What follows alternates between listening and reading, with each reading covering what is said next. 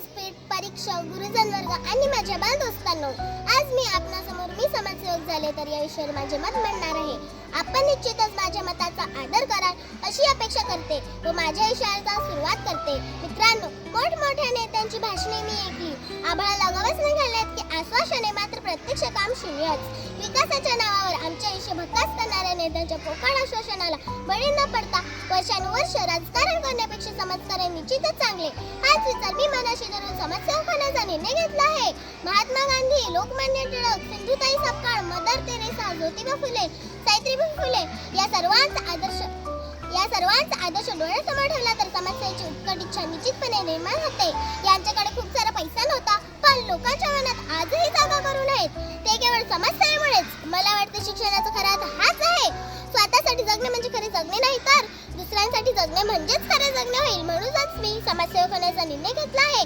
आपण पाहिले आहेत, बरीच हुशार मुले फक्त पैशाअभावी शाळा सोडतात, परिणामी त्यांचे शिक्षण बंद होते. मी जर समाजसेवक झाले तर मोफत अभ्यासिका वर्ग सुरू करेन, जिथे त्यांना पुस्तकी मार्गदर्शन आणि नवीन प्रेरणा मिळेल. कारण मला माहित आहे, एक शिक्षित मुलगा किंवा मुलगी संपूर्ण कुटुंब शिक्षित करते. समाजसेवक म्हणून मी पर्यावरणासाठी एक व्यक्ती एक झाड या मोहिमेत सक्रिय सहभाग घेऊन जनजागृती करेन. तसेच नदी स्वच्छता अभियान राबवून एक जनहिताचा काम करेन. वृद्ध आणि गरजू लोकांसाठी आपलेपणाचे घर सुरू करण्याचा निश्चितच प्रयत्न करेन. जिथे त्यांना सन्मान म्हणजेच आदर, औषधे व पुरेसा वेळ मिळेल. रस्त्यावरील निराधार लोक, अपंग यांना मदतीचा एक हात देईन.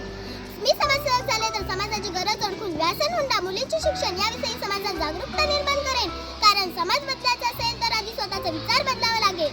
समाजसेवक म्हणून मी जरी लोकांसाठी झटणार असली तरी समाजसेवा तितकी सोपी नाही.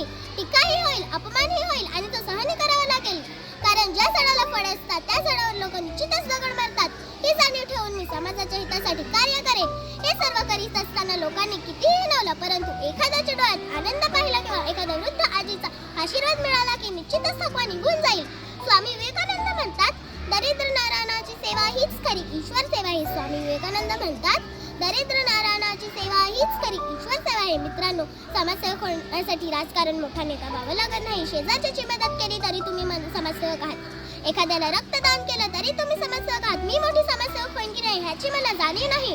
अनाथांची माई सिंधुताई होता नाही आलं तरी चालेल, पण एक आई आणि एक बाई म्हणून कुणाला निराधार करणार नाही हे मात्र नक्की. आणि हो, हीच माझी खरी समाजसेवा असेल. कारण मला माहित आहे, हाताने दिलेले दान आणि मनाने केलेली सेवा हेच खरे पुण्य आहे. देवधर्माला दान करण्यापेक्षा शाळेला दान करण्याचा माझा नवा संकल्प राहील. चला तर आपण सर्व मिळून एक असा समाज बनवूया जिथे कोणी उपाशी, अशिक्षित आणि निराधार राहणार नाही. शेवटी जाता जाता फक्त एकच वाक्य म्हणेन, मी समाजसेवक झाले तर शब्द नाही कृती करेन. पडलेल्या माणसाला हात देऊन उभं करेन. जात धर्म बाजूला ठेवून माणुसकी जपेन. माझ्या कार्याने जगाला सुंदर आणि आदर्श घडवेन. धन्यवाद. जय हिंद, जय महाराष्ट्र.